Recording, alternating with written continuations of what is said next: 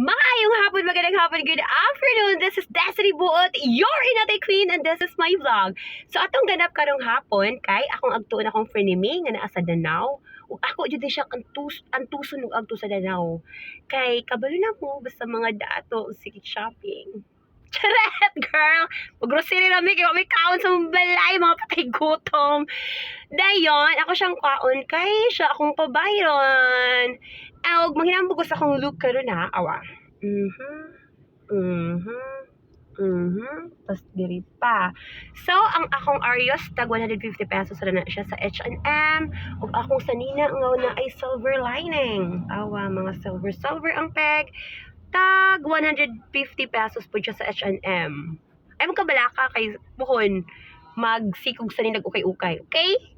Dayon, girl, akong ipakita akong bare face. Awa.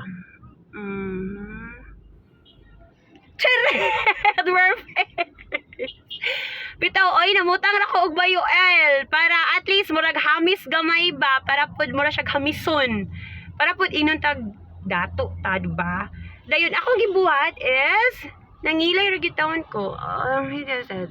So, usara kay akong gibuhat, girl, di pag yun tarong. So, unsa namang joy talent nako diri sa earth. Dayon, another po yung sigig pangutana sa akong mga kaila is nagpakulot ba ko? Actually, wala. So, di ko sure, no, kung normal ba ko nga babae or not. Di ko manudlay. Pero at least, maligo. Di ba? Bitaw, di ko manudlay. Then, ako lang siyang butang manug oil para wet locks siya, para social sad.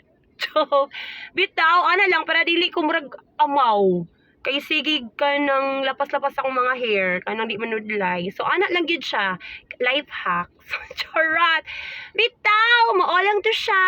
And, again, this is Desiree What you're not saying. Please be safe. Please be healthy. And live self-assembly. Bye.